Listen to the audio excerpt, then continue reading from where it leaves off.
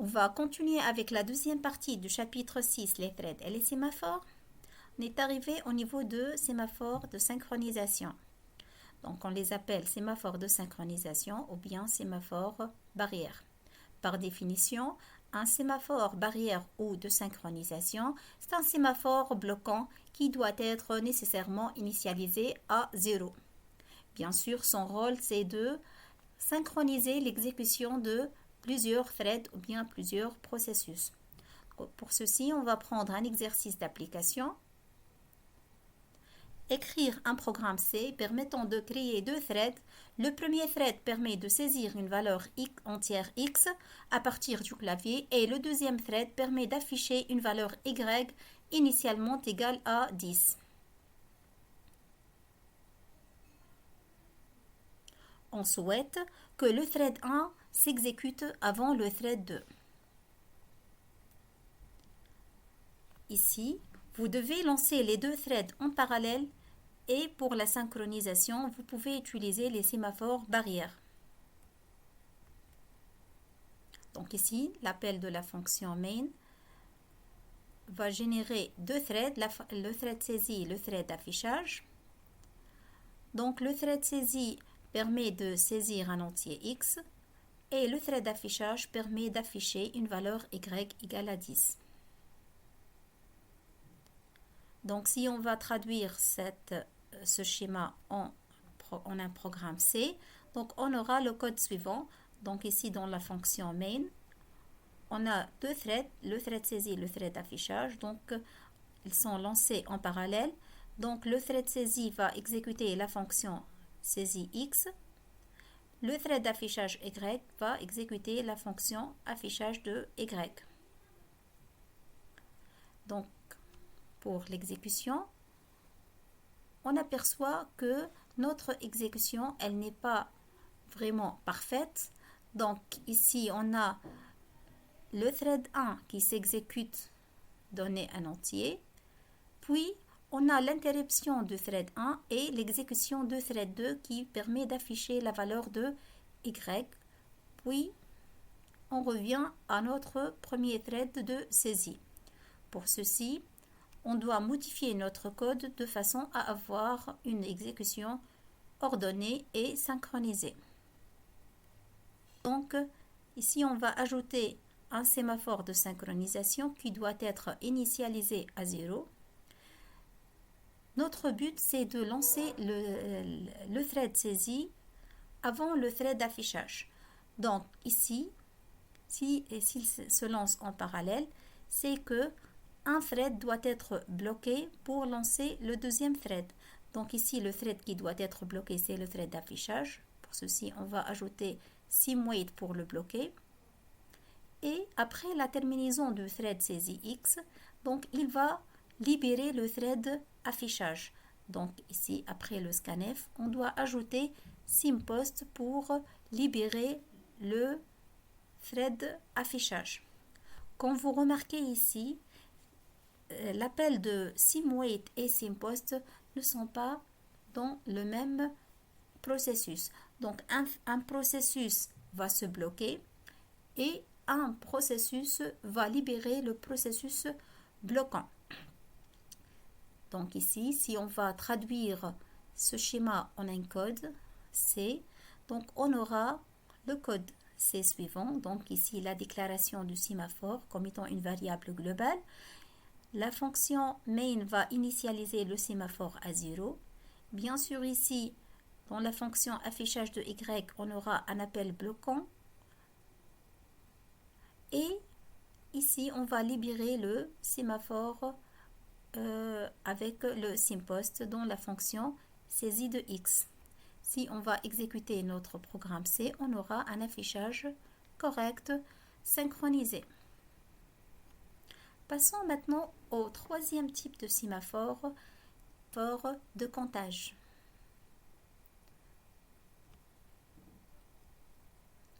Pour ceci, on va commencer par le problème de producteur-consommateur.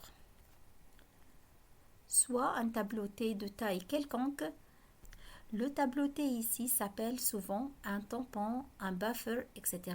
Il désigne n'importe quelle zone mémoire allouée pour une structure de données, soit un objet qui désigne un ensemble de données ou des informations qui s'appelle aussi un message.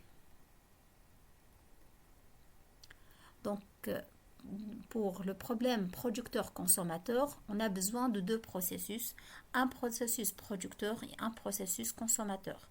Le processus producteur doit avoir un appel de deux fonctions, une fonction produire l'objet et une fonction déposer l'objet dans le tableau. Donc, quant au processus consommateur, il doit avoir un appel de deux fonctions. La première fonction, c'est de retirer l'objet du tableau et la deuxième fonction, c'est de consommer cet objet. Pour comprendre ces fonctions, pour chacun de ces processus, on va prendre une exécution à la main. Donc, soit notre tableau T contenant n cases, n ici c'est égal à 10.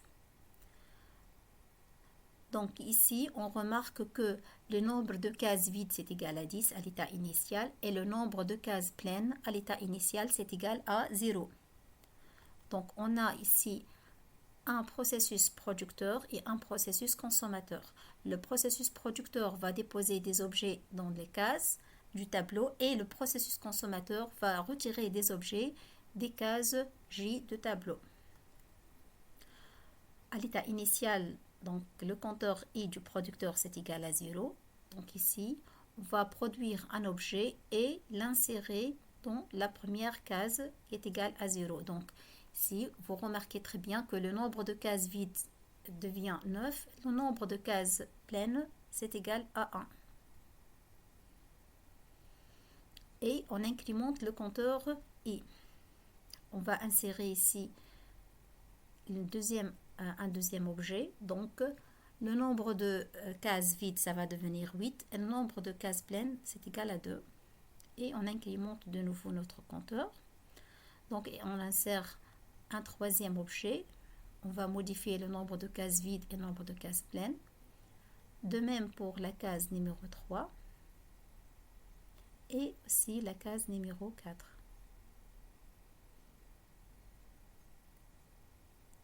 Donc, on aura 5 cases vides et 5 cases pleines.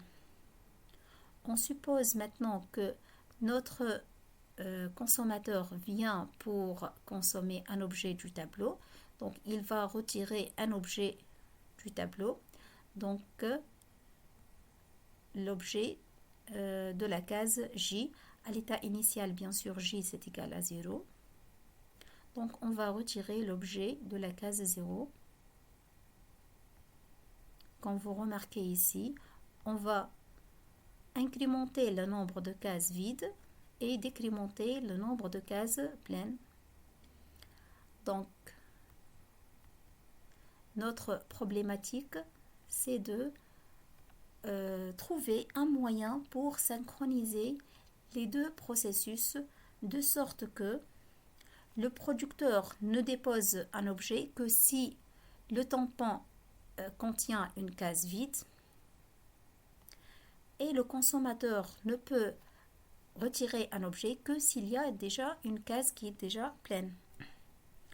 Troisième hypothèse, c'est que le consommateur ne peut pas consommer un objet qui est déjà utilisé par le producteur. Donc ici, c'est une section critique.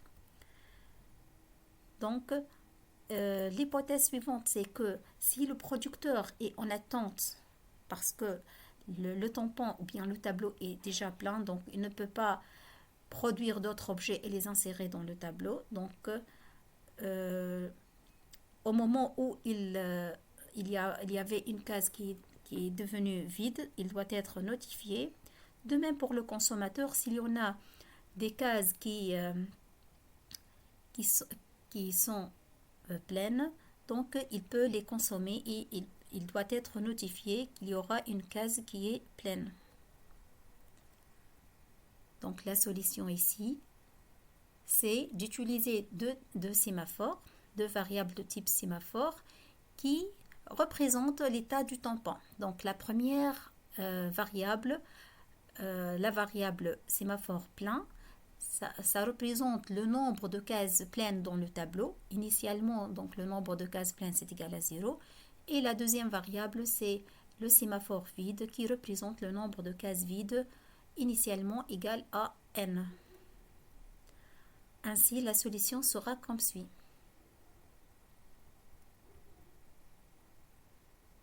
Donc, on a deux sémaphores, plein et vide. On a un objet t de n. On doit initialiser nos sémaphores, plein à 0, vide à n.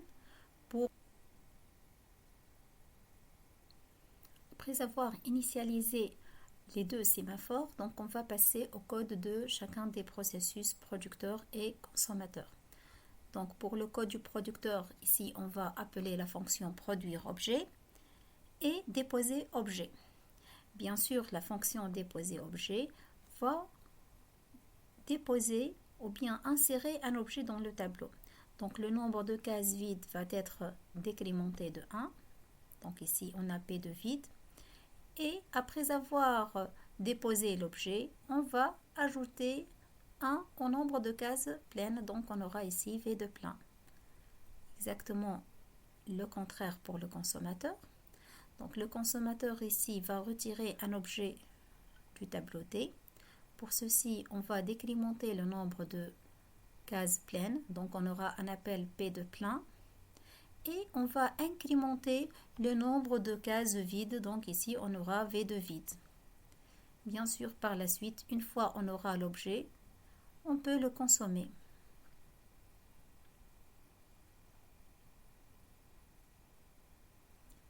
On va détailler maintenant les deux procédures, déposer objet et retirer objet. Pour cela, on a besoin de variables suivantes. Donc, une variable i qui représente l'indice de la prochaine case vide du tableau à utiliser pour déposer un objet et et un indice j pour indiquer la prochaine case pleine du tableau pour pouvoir retirer l'objet. Initialement, les deux variables i et j vont être égales à 0. Bien sûr, dans le code de déposer objet, on va mettre à jour le i, on va mettre à jour le j. Et pour le code de déposer, donc on va ajouter un objet au tableau. Donc on aura t de i égale objet. Et on modifie la valeur de i à i plus 1 mod n. De même pour la fonction retirer objet. Donc ici, on aura deux instructions. Une instruction pour récupérer la valeur de l'objet du tableau et une deuxième instruction qui permet de mettre à jour la valeur du compteur J.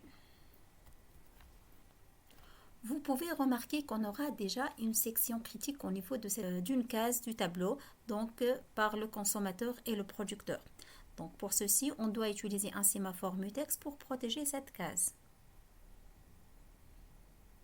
Donc on doit utiliser un sémaphore mutex qu'on doit l'initialiser à 1.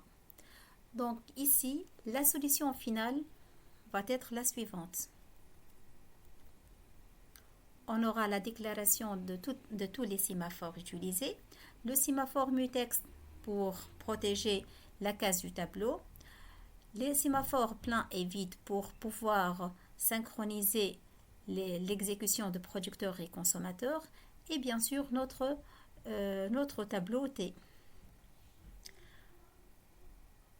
On doit initialiser nos sémaphores. Donc, on initialise le sémaphore plein à 0, vide à n et mutex à 1. Pour le code du producteur, donc on va ajouter ici P de mutex et V de mutex qui vont encadrer la case T de I et P de mutex et V de mutex de côté consommateur pour protéger la case T de J. Donc la solution par programme en langage C, ça va être la suivante. Ici, on aura une fonction main qui va créer deux threads. Donc le thread 1, c'est le thread producteur, le thread 2, c'est le thread consommateur. Donc, bien sûr, ici, chacun de ces threads-là donc, va s'exécuter en parallèle, donc en boucle. On a ici deux fonctions produire objet et consommer objet. Donc, on suppose ici dans la fonction produire objet qu'on va générer un nombre aléatoire inférieur à 100 et qu'on va l'insérer au tableau pour la consommation de l'objet. On va juste l'afficher. Donc, on passe au code producteur. Donc, le code producteur, bien sûr, ici, c'est en boucle. Ici, il va produire l'objet, il va appeler la fonction produire objet, il va retourner le résultat dans la variable x locale. Et bien sûr, ici, il va ajouter la variable, la valeur de x dans la case T de I du tableau. Donc ici, c'est déposer objet. Par la suite, il va modifier la valeur de I et il va synchroniser avec le plein. Donc on aura une synchronisation simPost plein et simWait vide. Bien sûr, ici, les sémaphores doivent avant tout être initialisés dans la fonction main. Pour le code de consommateur, on aura une variable x. Cette variable x va prendre la case T de J. Donc, ici, on va retirer la case J. Donc, on a ici x égale T de J. On va l'encadrer avec simWait de mutex et simPost de mutex. Puis, on va modifier la valeur de J et tout en modifiant le nombre de cases pleins et le nombre de cases vides.